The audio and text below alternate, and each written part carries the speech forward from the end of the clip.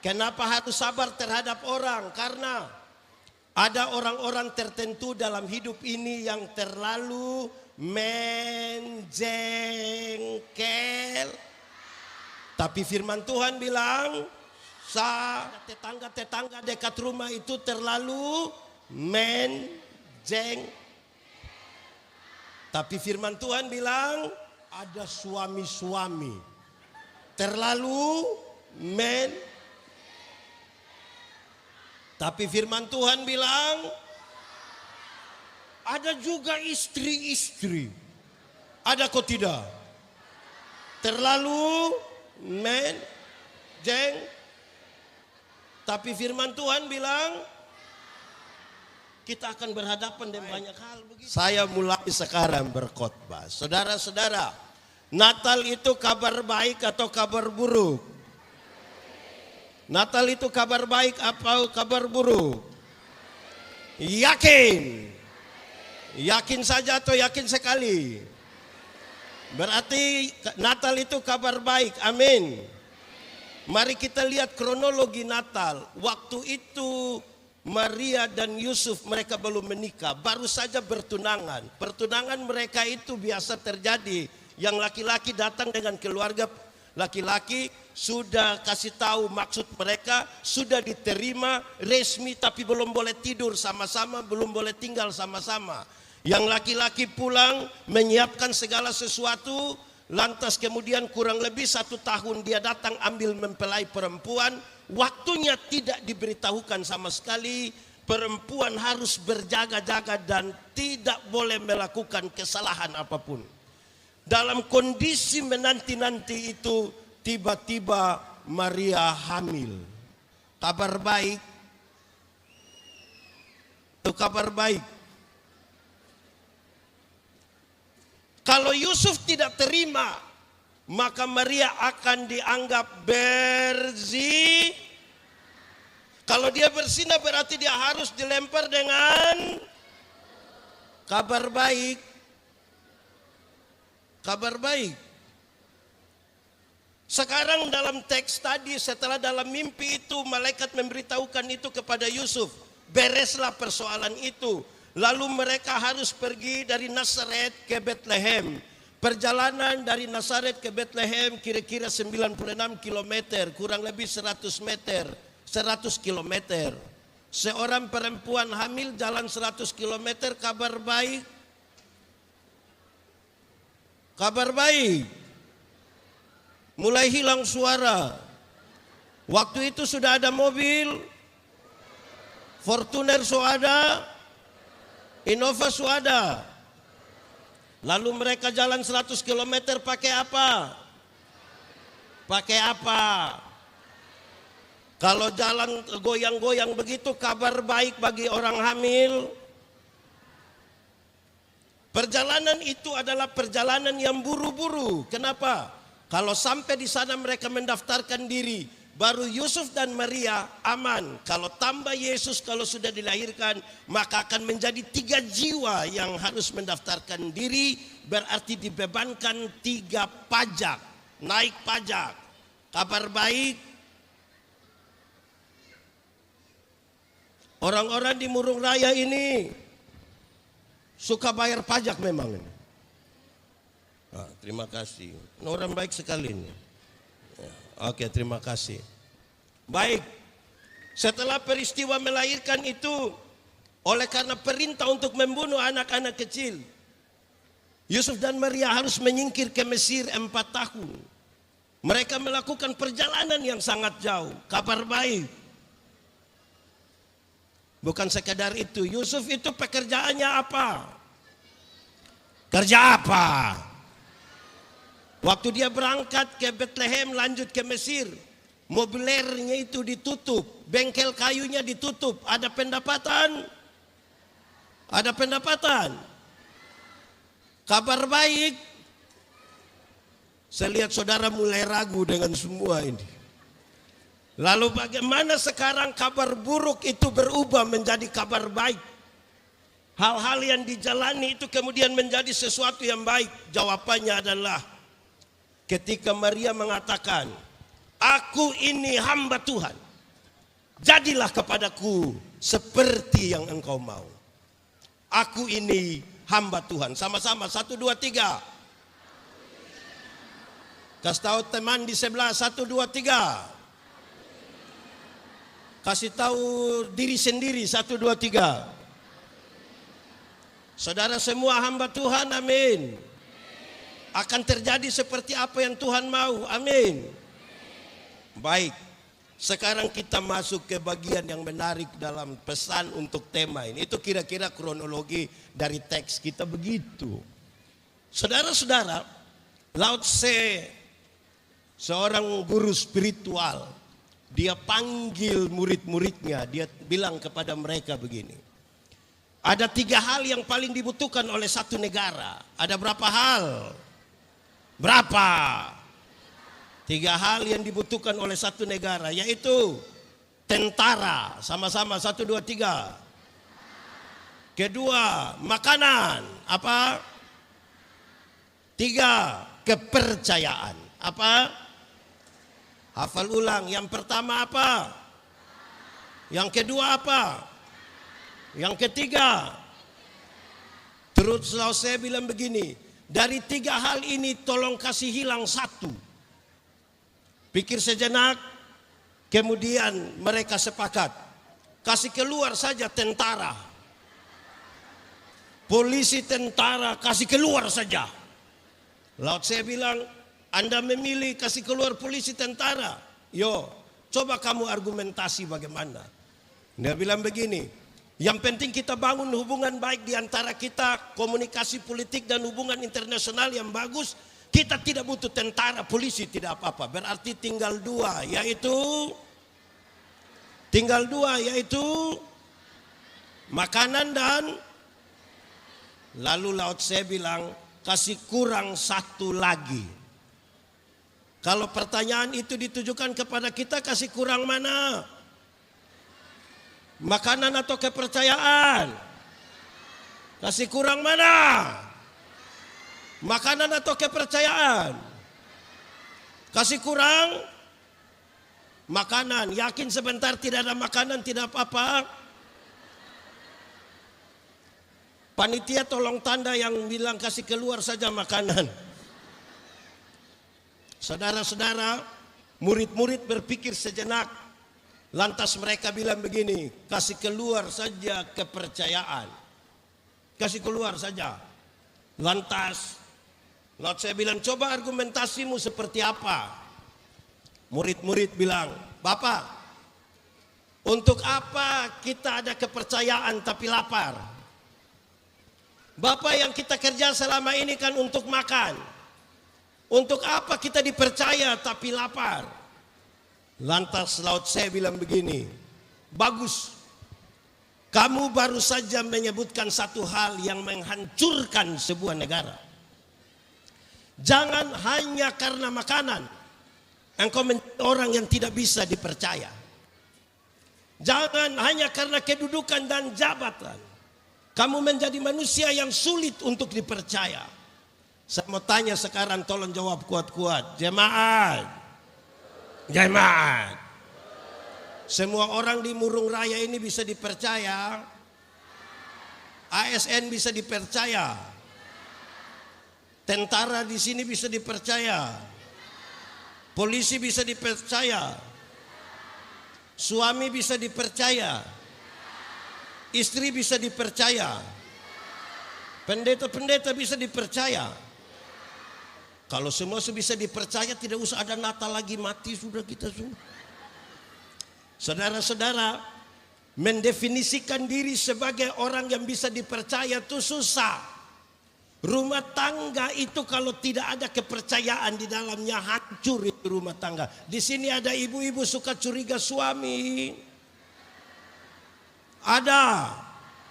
Yang biasa periksa suami punya handphone itu ada. Itu ibu ada di sini. Pakai baju apa dia? Dia yang pakai baju apa? Saudara-saudara, mendefinisikan diri sebagai orang yang bisa dipercaya itu latihan terus menerus. Saya mau tanya kita, tolong jawab. Kalau kita tolong orang terus orang bilang terima kasih, itu baik atau tidak? Baik atau tidak? Kalau begitu saya mau tanya, siapa punya suami yang pagi-pagi istri siap sarapan terus suaminya bilang, sayang terima kasih? Ada? Ada? Ada?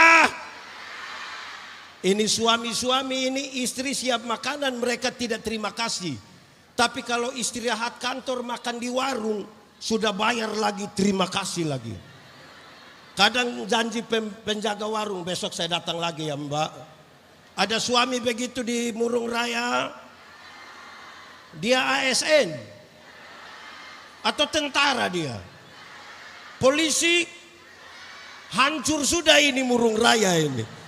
Jemaat, suami, coba sebentar pulang latihan. Bisa latihan suami-suami? Suami-suami pulang, malam sebentar istri siap makanan. Terus suami dengan yakin langsung bilang begini, terima kasih ibu-ibu. Kalau suami terima kasih begitu, ibu-ibu percaya. Ibu-ibu percaya. Suami sendiri juga ibu tidak percaya. Karena kita tidak terbiasa melakukan hal-hal itu. Maka ketika suami bilang terima kasih, istri pasti pikiran itu. Pasti istri pikir begini, tidak tahu roh apa naik di saya punya suami ini. Atau jangan sampai istri berpikir, jangan-jangan ini hari terakhir ini. Tiba-tiba dia jadi baik. Jemaat, katakanlah ada orang suka terlambat masuk kantor. Di Murung Raya ada. Dia di sini. Ada ikut ibadah sekarang. Coba tunjuk itu yang cukup. Setelah dia dengar khotbah ini, mulai besok dia mau coba-coba datang tepat waktu. Masuk kantor biasa jam terus jam 6.15 dia sudah ada di kantor. Saudara percaya? Kok kenapa tidak percaya? Orang mau coba buat baik ini mau dipercaya saja susah. Amin saudara. Saudara-saudara, dalam keyakinan iman sekarang kita percaya semua manusia itu telah berdosa. Karena dia sudah berdosa, dia kehilangan segala sesuatu. Kehilangan kemuliaan Allah. Karena itu peristiwa Natal itu menceritakan kepada kita. Karena Tuhan mengingat umatnya. Dia datang ke dunia. Untuk apa? Saya mau kasih tahu saudara. Jangan cari Tuhan. Jangan cari Tuhan hanya untuk dapat kesembuhan. Karena dia menjadi juru selamat bukan sekedar untuk menyembuhkan orang sakit. Tuhan bisa sembuhkan orang sakit atau tidak? Bisa atau tidak? Tapi bukan itu yang utama. Ada banyak orang yang tidak kenal Tuhan lebih sehat dari kita. Ada yang biasa mabuk itu.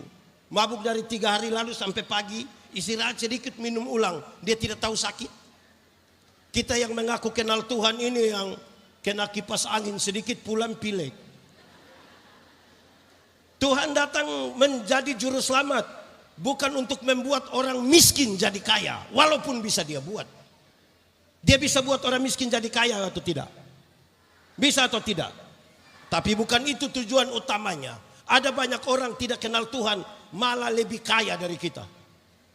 Itu para koruptor itu kaya-kaya semua itu. Dorang punya rumah 2, 3, 4, 5. Sampai tidak suka tinggal di rumahnya, mereka tinggal di penjara sana itu. Tapi kaya-kaya semua itu.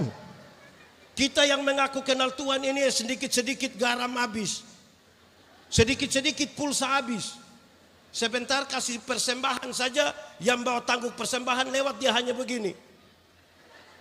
Itu kalau ibadah 10 kali pulang dia jalanannya begini. Kalau begitu, Tuhan datang sebagai juru selamat. Untuk apa?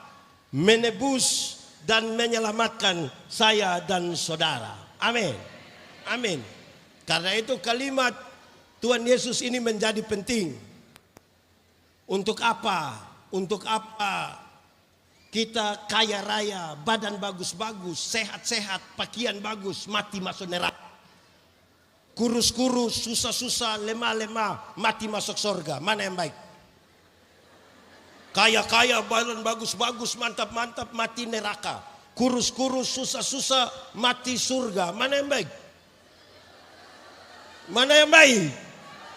Dua-dua tidak baik. Yang bagus itu badan bagus, pakaian ketat, hidup kaya raya, mati masuk.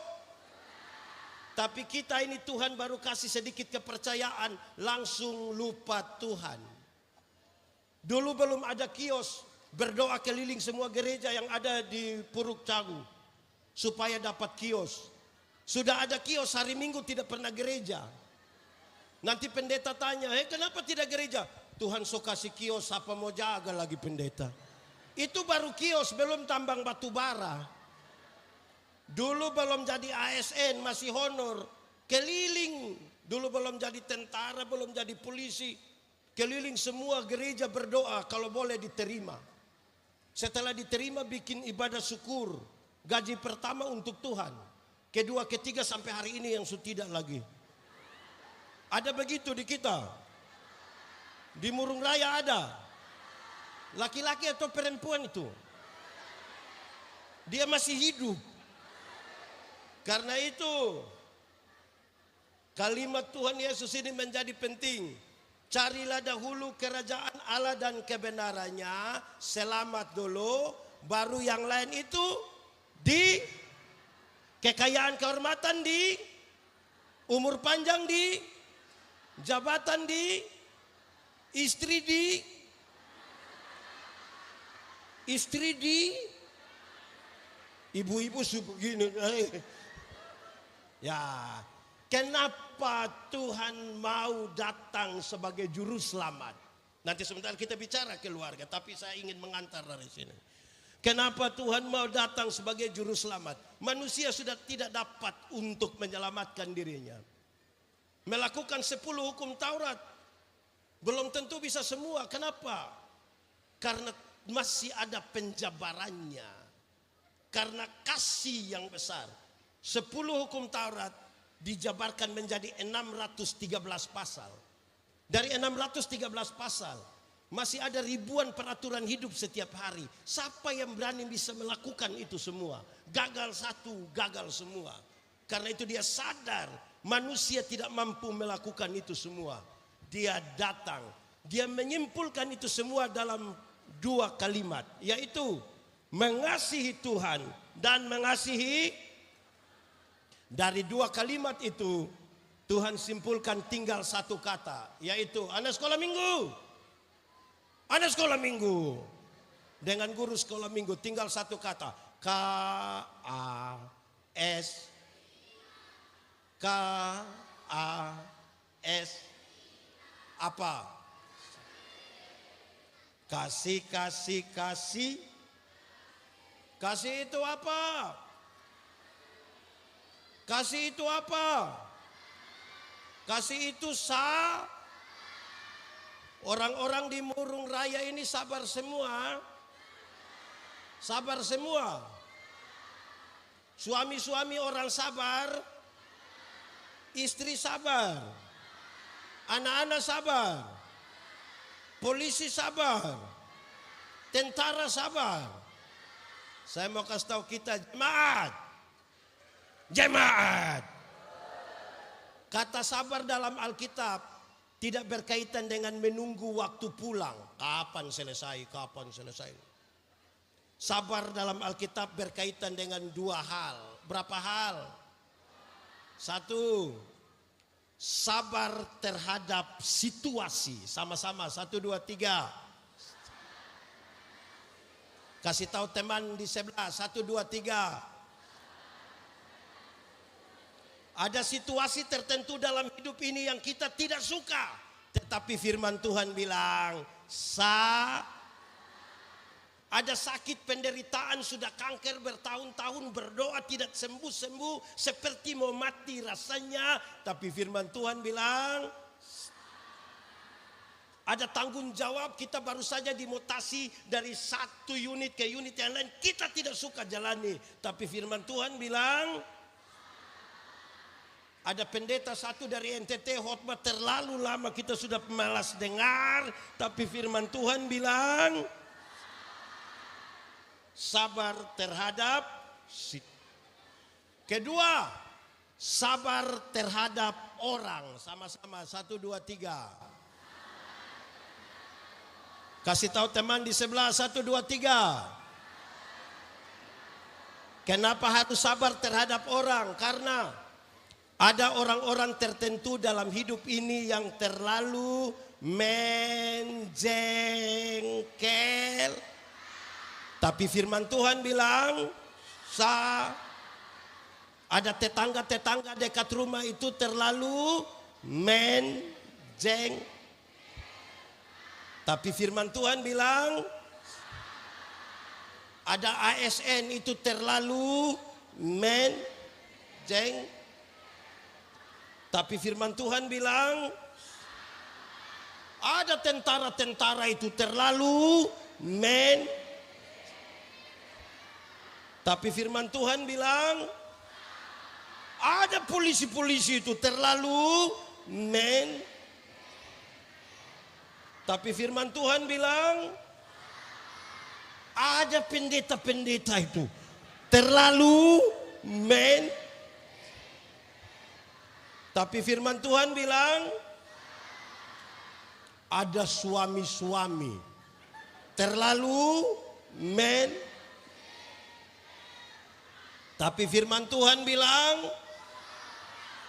ada juga istri-istri. Ada kok tidak? Terlalu Tapi firman Tuhan bilang, kita akan berhadapan dengan banyak hal begitu. Saudara-saudara, hal itu menjadi penting. Dalam sabar itu ada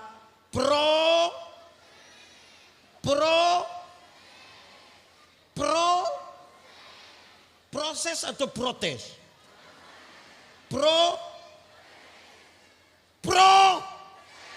Proses. Banyak orang tidak mau berproses tapi ingin sukses. Jemaat, dulu ada satu binatang di dunia namanya ayam. Sekarang juga ada. Oh ada. Ayam dulu hanya dibedakan atas ayam jantan dan ayam betina. Tapi tiba-tiba muncul ayam potong.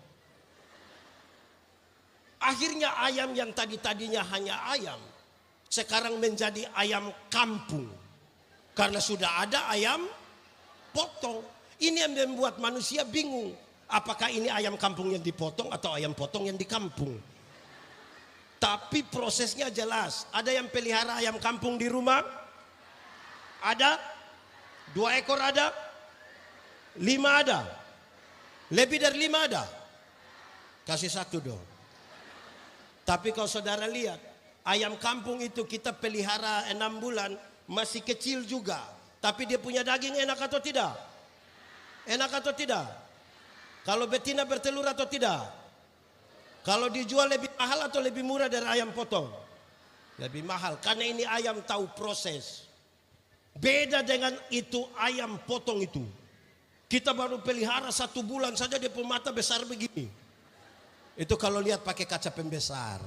Lihat langsung juga dia hanya begini. Tapi ayam tidak mampu bertahan. Amin. Sekarang apa maknanya bagi keluarga dalam kisah kedatangan Kristus bagi kita?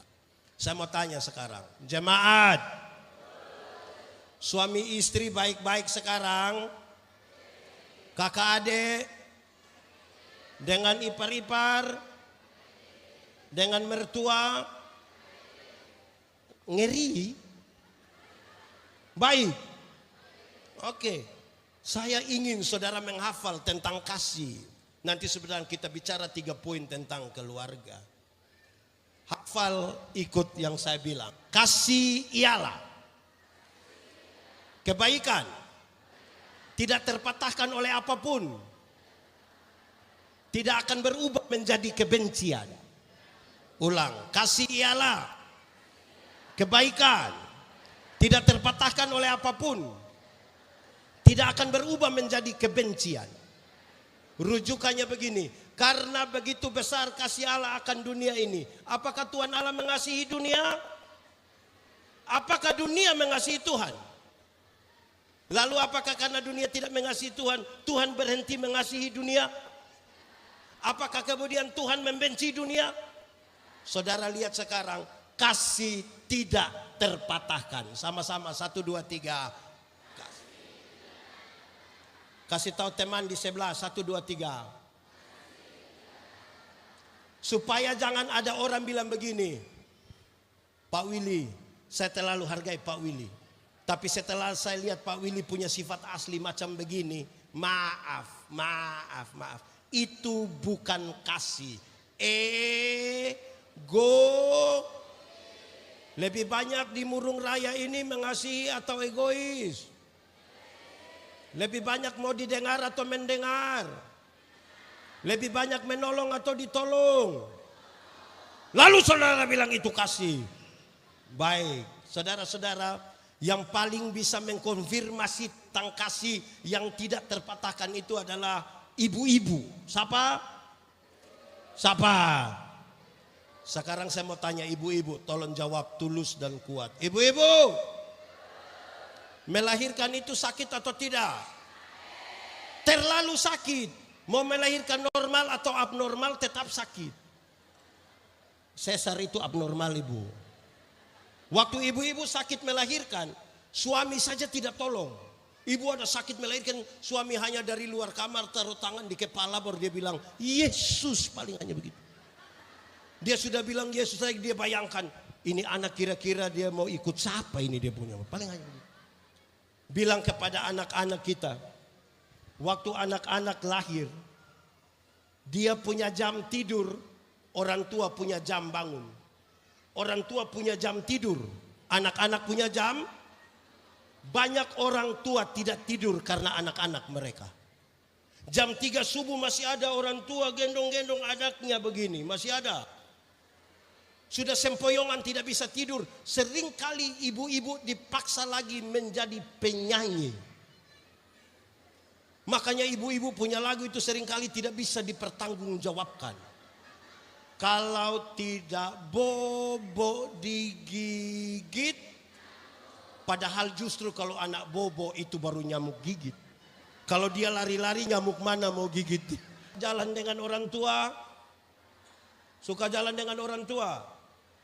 Dia lebih suka jalan dengan pertanyaan. Tidak bisa jalan, kita ajar dia jalan, sudah bisa jalan, lebih suka jalan dengan teman daripada dengan orang tua. Pertanyaannya, kenapa mau kasih makan manusia model begitu? Sama-sama, 1, 2, 3. Kasih tidak terpatahkan. Amin. Orang tua selalu bilang begini, anak-anak, asal kamu mau sekolah tinggi, biar kami orang tua ikat perut, tidak apa-apa. Orang tua kalau sampai bilang ikat perut itu bukan berarti mereka mau pakai stagen. Tapi utang demi sekolah anak-anak mereka. Amin. Berapa kali saudara diutus sekolah di Banjarmasin, di Surabaya, di Jakarta. Berapa kali telepon orang tua? Berapa kali? Paling banyak telepon pada waktu pernah alami begitu? Yang 4:30 subuh orang sudah telepon itu pernah alami. Hanya untuk mau minta uang. Kenapa kirim? Kasih tidak terpatahkan. Amin. Baik. Saudara-saudara, renungkanlah. Ada 2 hal paling penting dalam keluarga. Ada 2 hal yang tidak boleh hilang dalam keluarga. Kalau Tuhan tinggal bersama-sama dengan keluarga. 1, kebutuhan paling mendasar dari seorang suami adalah dihormati. Sama-sama, 1, 2, 3. Kasih tahu teman di sebelah, 1, 2, 3. Istri-istri harus menghormati suami. Hai istri-istri, tunduklah kepada suamimu. Harus ajar semua orang yang tinggal di dalam rumah menghormati suami. Kalau dia tidak dapat di rumah, dia akan cari di mana?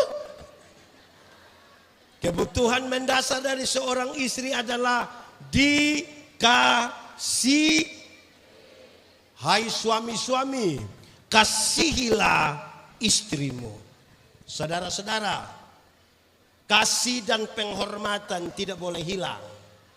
Sebab kalau kasih dan penghormatan hilang, kita hanya sekedar bertinggal bersama, tapi kita kehilangan segala sesuatu. Amin. Anak muda, jangan buru-buru menikah. Jodoh itu akan datang dengan sendirinya. Itu pun kalau dia tahu rumah. Anak muda, jangan buru-buru. Karena yang namanya bulan madu itu hanya 1 bulan. Masuk bulan kedua itu dia punya madu so habis. Itu tinggal lebahnya saja itu. Itu bisa kacau kita itu. Jemaat. Saya berkhotbah, saya kasih tahu. Pacaran dan menikah itu 2 hal yang beda. 2 hal yang waktu masih pacaran, yang laki-laki datang bisa bawa bunga mawar, sembunyi di belakang, terlihat sangat romantis. Apalagi kalau bulan Februari. Apalagi kalau tanggal 14 Februari itu hari apa? Hari apa? Hari pemilihan umum. 14 Februari itu hari Rabu. Hari Valentine. Yang laki-laki bisa datang bawa bunga, bawa mawar di tangan, sembunyi di belakang sambil berlutut dengan romantis. Dia bilang, I love you. Itu pacaran. Sudah menikah 5-6 tahun, paling-paling dia pulang bawa bunga pepaya. Dia buang di atas itu baru dia bilang makan. Tadi kita sudah makan di kantor ya, sama teman-teman. Ada suami yang begitu, menjeng. Dulu masih pacaran, yang perempuan berani terantuk di batu, yang laki-laki bisa marah batu. Batu, pacaran. Sudah menikah jalan sama-sama, yang perempuan terantuk di batu, dia bilang, kau punya mata taruh di mana? Ada suami begitu,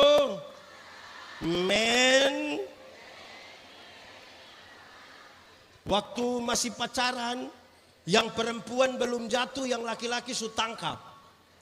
Kadang-kadang pakai minta tolong, non, yo jatuh dulu mau tangkap. Sudah menikah, naik motor sama-sama, tabrak anjing, jatuh. Yang laki-laki ambil motor, lupa ambil istri. Yang istri protes, papa kenapa ambil motor tidak ambil saya? Dia bilang, sayang minta maaf. Sayang sudah lunas tapi motor ini masih 18 bulan ini.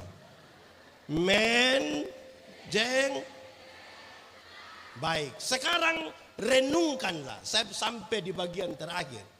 Bagaimana kasih yang dalam itu, yang pengorbanan begitu besar dari Kristus itu kemudian masuk di dalam rumah, supaya rumah itu menjadi rumah yang sehat.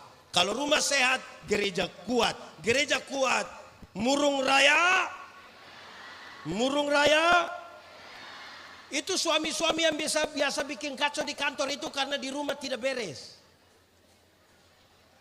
Di sini ada guru. Ada guru kok tidak? Itu guru yang biasa pukul anak sembarang di sekolah itu karena di rumah tidak beres. Kalau beres di rumah aman di sekolah. Amin. Oke, baik. Saudara-saudara, coba renungkan. Kita mengasihi suami, kita mengasihi istri. Amin. Kita mengasihi anak-anak. Amin. Kita mengasihi orang tua. Amin. Tapi kenapa bukan kasih kita yang dijadikan sebagai landasan dari keluarga? Kenapa? Kenapa Alkitab mengatakan kasih Kristus menjadi landasan dari keluarga, bukan kasih sayang kita yang menjadi landasan keluarga. Karena kasih Kristus itu berkaitan dengan 3 hal. Berapa hal? 1, kasih Kristus itu menerima. Kasih Kristus itu apa? Bahkan ketika kita sangat berdosa sekalipun, kasih Kristus masih menerima saya dan saudara. Amin. Rumah tangga tanpa penerimaan itu, rumah tangga itu tidak sehat. Bayangkan, ibu-ibu pernah sekolah dulu, pernah SMA, atau TK langsung ASN. Pernah SMA dulu. Coba renungkanlah waktu ibu-ibu SMA dulu. Sudah bisa bayangkan SMA dulu? Seperti itulah ibu-ibu dulu. Halus-halus, tipis-tipis. Sekarang sudah tebal-tebal dan berlapis-lapis. Tapi suami-suami terima atau tidak? Nah, pada waktu suami tidak bisa menerima yang begini, hancur itu keluarga. Suami-suami itu, ibu-ibu, suami-suami itu biar badannya mantap-mantap, bagus, ikut gym, senam, push up tiap hari. Tapi kalau sudah menikah dia lemah. Dia panggil istrinya, sayang, yo minta tolong, apa? Tolong ambil remote. Di mana? Ini setengah meter. Ada suami begitu?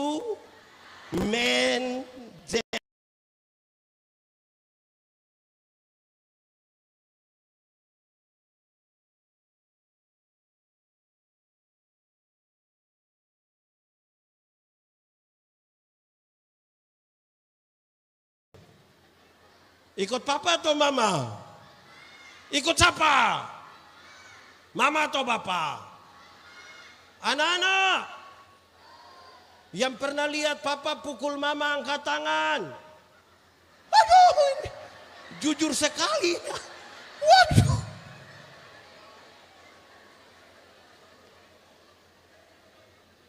Penerimaan. Jemaat. Saya berkhotbah tentang unsur dari buah roh.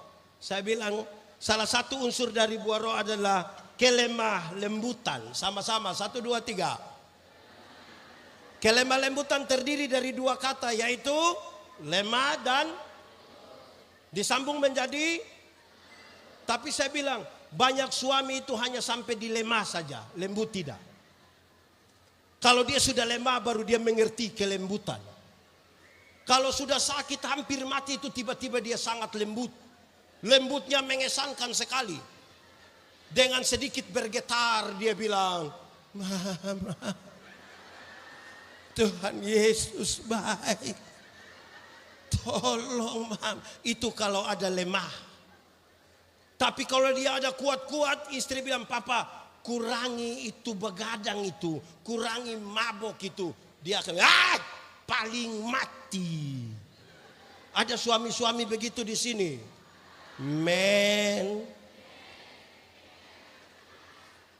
Saya kasih nikah banyak pasang nikah. Saya tanya yang laki-laki, saya tanya yang perempuan. Kau suka dia punya apa? Dia bilang suka hati Pak Pendeta. Oh, kau suka dia punya hati saja, kaki tidak. Oh, kaki dengan hati semua. Kau suka mana? Ujung kaki sampai ujung kepala. Oke, saya mau kasih tahu.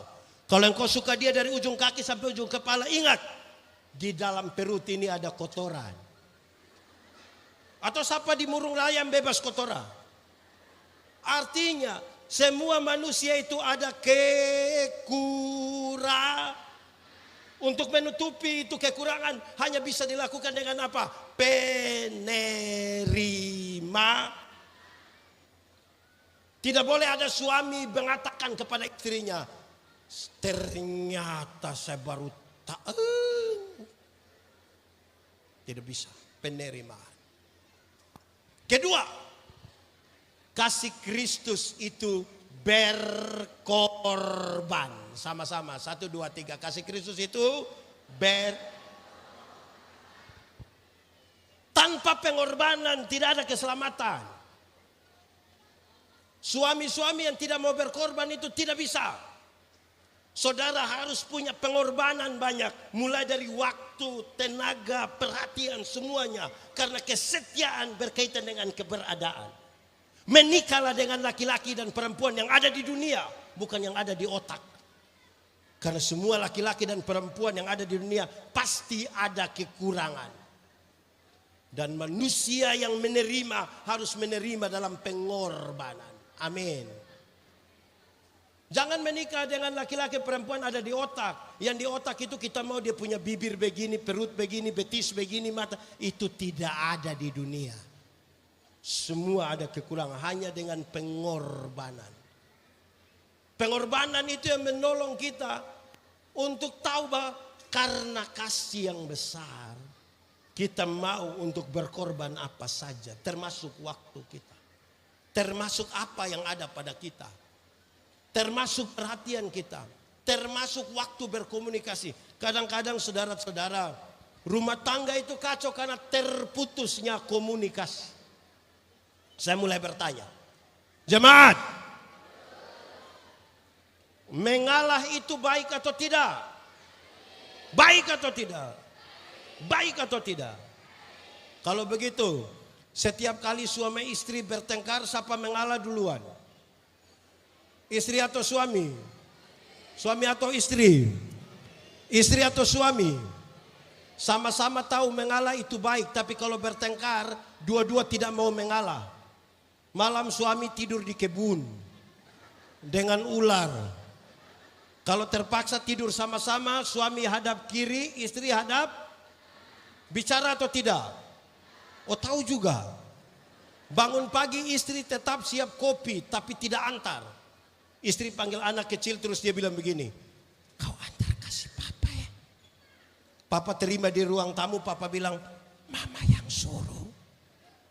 Ini anak pulang dari ruang tamu ke belakang, mama istrinya panggil.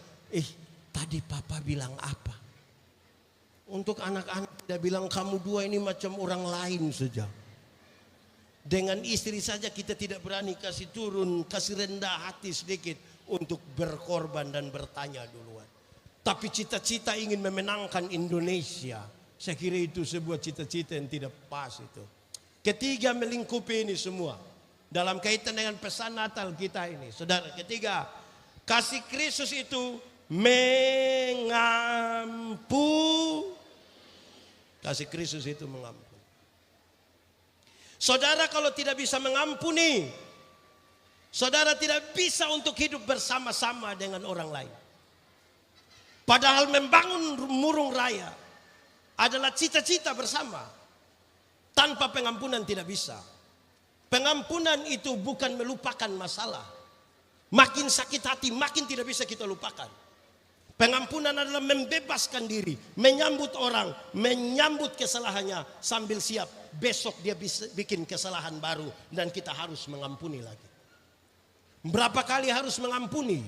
7 kali 70 kali. Bukan soal 490 kali. Tapi mengampunilah terus menerus. Karena setiap hari saudara akan berjumpa dengan orang-orang yang menjengkelkan. Saudara-saudara, Tuhan Yesus mengajar kita berdoa. Ampunilah kami akan kesalahan kami. Sama seperti kami mengampuni orang bersalah kepada kami. Saya kasih turun sedikit kalimat itu. Tuhan, ampunilah pendeta Yandi seimbang dengan Tuhan mengampuni. Seimbang dengan pendeta Yandi mengampuni ketua panitia. Jadi kalau pendeta Yandi mengampuni ketua panitia 2 kali, pendeta Yandi dapat kesempatan pengampunan berapa kali? Kalau pendeta Yandi tidak mengampuni ketua panitia, pendeta harus berdoa, Tuhan tolong jangan ampuni saya karena saya belum mengampuni ketua panitia. Saya mau tanya kita sekarang, ada orang-orang yang menjengkelkan di kantor, di rumah ada, di sini ada. Saudara coba-coba duduk makan semeja hidangan dengan orang-orang yang menjengkelkan. Masuk itu makanan? Masuk. Hampir-hampir itu sambal mau kita taruh di mata itu. Tanpa pengampunan tidak bisa. Saudara-saudara, dengarkan ini. Pengampunan itu satu paket dengan pendamaian. Pengampunan itu satu paket dengan pendamaian, dan itu kasih Kristus mengajarkan kita. Banyak orang mau mengampuni tapi tidak mau berdamai. Banyak yang mau berdamai tapi tidak mau mengampuni. Yang mau mengampuni tapi tidak mau berdamai itu suka mengucapkan kalimat ini. Dia bilang, Pak Pendeta, untuk marah saya tidak marah, untuk marah saya tidak marah. Dia mau datang silahkan. Tapi untuk saya bicara dengan dia, maaf. Pernah dengar itu kalimat? Sendiri ucap. Itu tidak mampu mengampuni. Ada yang mau berdamai tetapi tidak mau mengampuni. Yang mau berdamai tapi tidak mau mengampuni itu terjadi pada orang yang anak-anak sekali. Pikiran anak-anak, badannya juga kecil.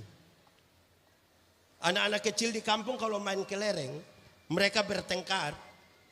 Orang tua datang, hei, damai. Ini kamu dua kakak adik, damai. Kita kalau berdamai kan jabat tangan kan. Itu dia punya cara sorong tangan tuh. Kalau kami orang NTT kan pakai cium hidung. Cium. Ini yang kau punya saudara ini. Kalau yang kau susah bukan kelereng yang bantu, saudara yang bantu. Ayo cium. Oh itu dia punya cara cium. Saudara, lantas ada yang japri. Woi, kita lihat saudame sudah muat foto di Facebook. Dia balas, siapa bilang itu hanya pencitraan itu. Itu terjadi di banyak politisi. Banyak politisi itu pura-pura damai untuk pembentukan apalah begitu di halayak ramai. Tapi hati tidak berdamai. Peristiwa Natal itu membawa kita pada berdamai dengan Tuhan, berdamai dengan diri sendiri, berdamai dengan sesama manusia, dan berdamai dengan alam semesta. Banyak orang tidak berdamai dengan diri sendiri. Contoh, saya mau tanya, ada dua kata dalam bahasa Indonesia, benar dan betul. Benar dan betul sama atau beda? Sama atau beda? Beda atau sama? Sama atau beda? Sama. Benar bisa berarti betul, betul bisa berarti benar. Kalau dua kata yang sama ini sama-sama diberi awalan ke dan akhiran an, benar akan jadi kebenaran. Betul akan jadi masih sama artinya? Sekarang saya tanya, hari ini kita ikut ibadah Natal di sini kebenaran atau kebetulan?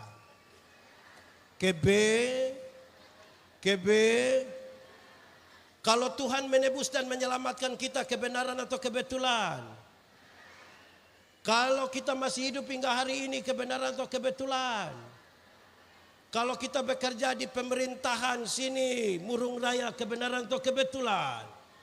Oke, saya geser pertanyaannya. Kalau kita kulit hitam, kebenaran atau kebetulan?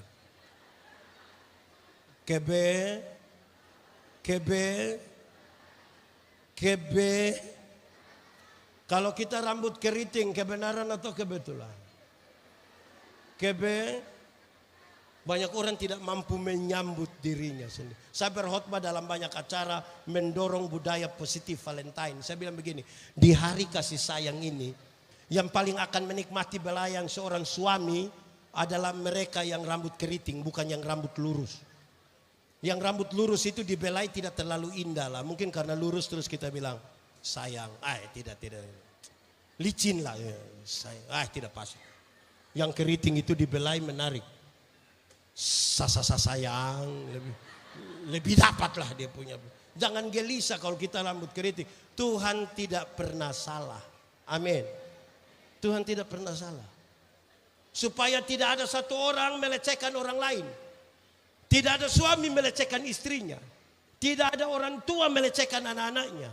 Tidak ada anak-anak tidak mampu menerima orang tua. Dia berdamai dengan dirinya sendiri. Amin. Biarlah pesan-pesan firman Tuhan ini akan menjadi bagian kita yang membuat keluarga kita bukan sekedar hidup bersama-sama.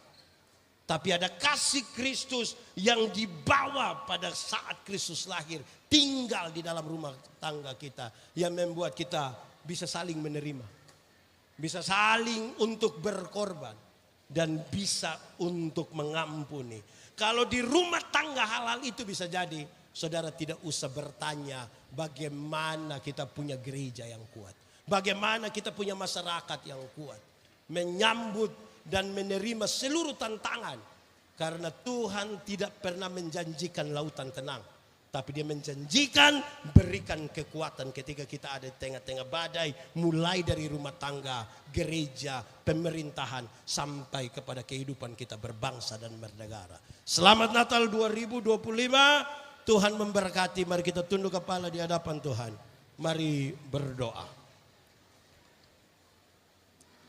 Ya Tuhan, terima kasih banyak. Ada kesempatan kami belajar dari firman Tuhan. Biarlah firman-Mu bertumbuh dan berbuah dalam hidup kami. Menjadi pelita bagi kaki kami. Sekaligus terang bagi jalan kami. Terpujilah nama Tuhan. Di dalam nama Yesus kami berdoa. Amin.